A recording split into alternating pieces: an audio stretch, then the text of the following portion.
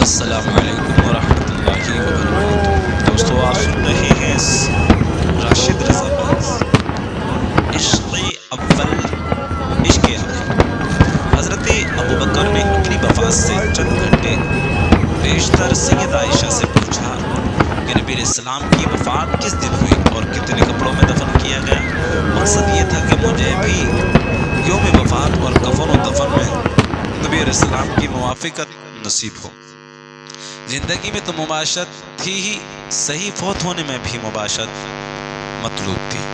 حضرت ابوبکر نے وفات سے پہلے وصیت کی تھی کہ جب میرا جنازہ تیار ہو جائے تو روضہ اقدس کے دروازے پر لے جا کر رکھ دینا، اگر دروازہ کھل جائے تو وہاں دفن کر دینا، ورنہ جنت البقیع میں دفن کرنا۔ چنانچہ جب آپ کا جنازہ دروازے پر رکھا گیا تو آپ نے تو تالا کھل گیا اور دروازہ بھی کھل گیا، اور ایک آواز صحابہ نے سنی، کہا ایک دوست کو دوسرے دوست کی طرف لے آؤ۔ جان ہی دے دی جگر نے آپ پائے پار پر، عمر بھر کی بے قراری کو قرار آ ہی گیا، تیری نگاہ ناز سے دونوں مراد پا گئے، عقل غیاب و جستجو عشق حضور و ادرا۔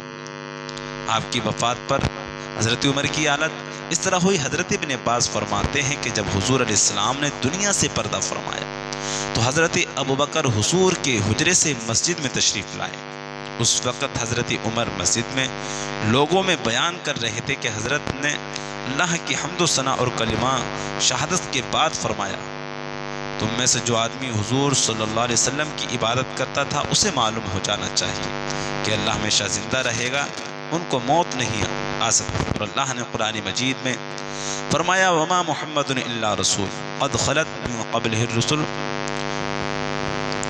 اور وما محمد الا رسول آیت فرمائی جس کا مفہوم ہے اور محمد میرے رسول ہی تو ہیں، آپ سے پہلے اور بہت سے رسول گزر چکے، سوا اگر آپ کا انتقال ہو جائے تو یا آپ شہید جاویں تو لوگ الٹے پھر جائیں گے۔ حضرت ابن عباس کہتے ہیں کہ میں اللہ کی قسم ایسا معلوم ہو رہا تھا کہ گویا لوگ حضرت ابوبکر کی تلاوت سے پہلے اس آیت کو جانتے ہی نہیں تھے کہ یہ بھی اتری ہے۔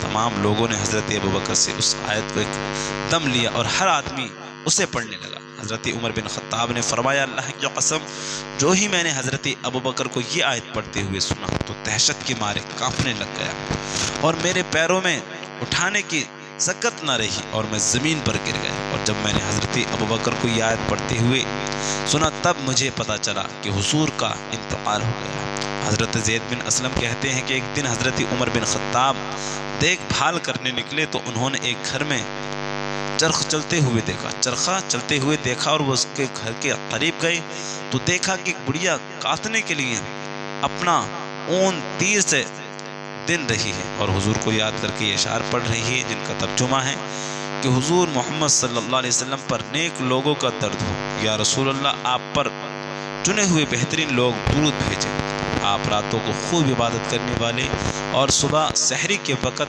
اللہ کے سامنے بہت زیادہ رونے والے تھے، موت کے آنے کے بعد سے راستے ہیں، اور کاش میں جان لیتی کہ کیا میں اور میرے حبیب صلی اللہ علیہ وسلم کسی گھر میں کبھی اکٹھے ہو سکیں گے۔ یہ محبت بھری اشعار سن کر حضرت عمر بیٹھ کر رونے لگے اور بڑی دیر تک روتے رہے۔ آخر انہوں نے اس عورت کا دروازہ کھٹکھٹایا۔ اس بڑھیا نے کہا کون ہے؟ انہوں نے کہا عمر بن خطاب۔ اس بڑھیا نے کہا مجھے عمر سے کیا واسطہ، اور عمر اس وقت یہاں کس وجہ سے آئے؟ حضرت عمر نے کہا تم پر رحم اللہ فرمائے، تم دروازہ کھولو، تمہارے لیے کوئی ایسے خطرے کی بات نہیں۔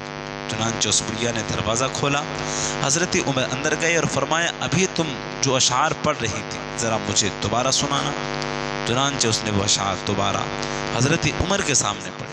جب وہ آخری شعر پر پہنچی تو حضرت عمر نے اس سے کہا تم نے آخری شعر میں اپنا اور حضور کا تذکرہ کیا ہے، کسی طرح تم مجھے بھی اپنے دونوں کے ساتھ شامل کر لو۔ اس نے یہ شعر پڑھا، یعنی اے غفار عمر کی بھی مغفرت کرو۔ اس پر حضرت عمر خوش ہو گئے اور واپس آ گئے۔